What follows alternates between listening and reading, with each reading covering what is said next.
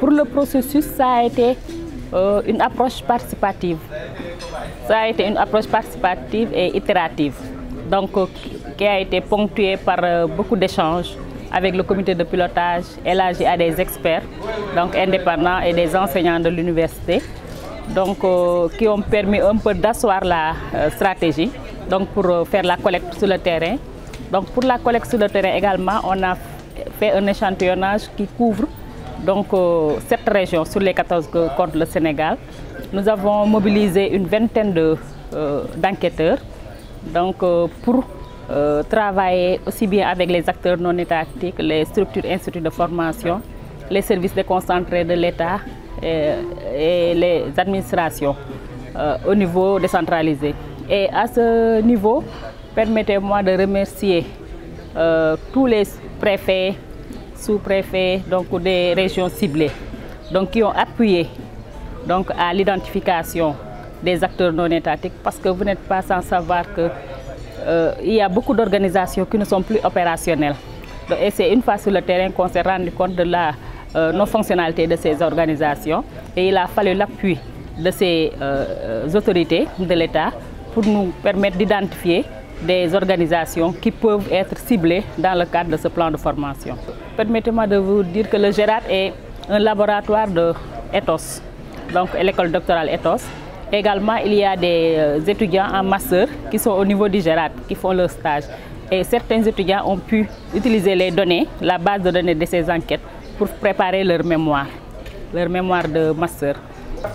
Alors, j'ai assisté à cette présentation avec beaucoup de plaisir et je remercie ceux qui nous ont conviés à cet atelier de restitution, en commençant par le GERAD, parce que c'est le GERAD qui a produit le document qui a servi de base aux discussions qui ont eu lieu aujourd'hui. C'est un bureau d'études avec un personnel qualifié et qui a des compétences sur plusieurs domaines et qui a aussi l'avantage de puiser dans le vivier universitaire pour exécuter des marchés à la convenance des commanditaires.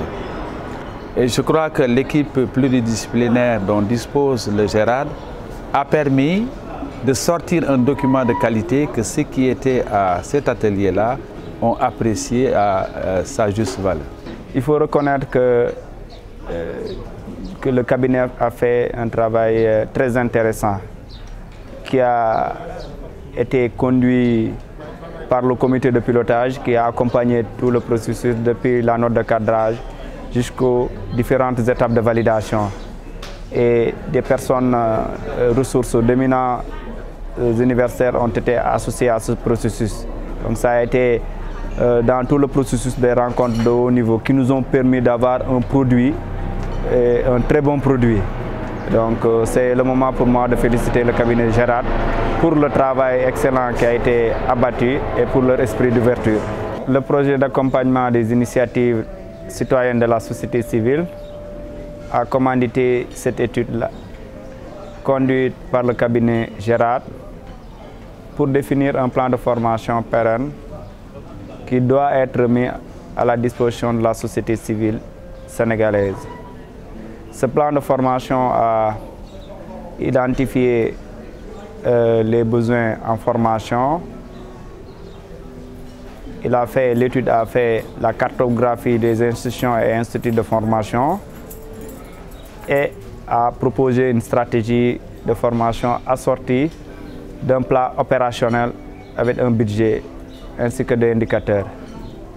Nous avons, à la fin de cet atelier, en tout cas après des échanges très intéressants qui ont eu, donc à travers cette étude-là qui est donc inscrite dans le résultat de rehausser la participation des OS dans les politiques publiques, on a voulu renforcer les capacités techniques, mais les capacités managériales des organisations de la société civile pour leur permettre de participer au débat public, pour leur permettre d'apporter leur contribution aux politiques publiques.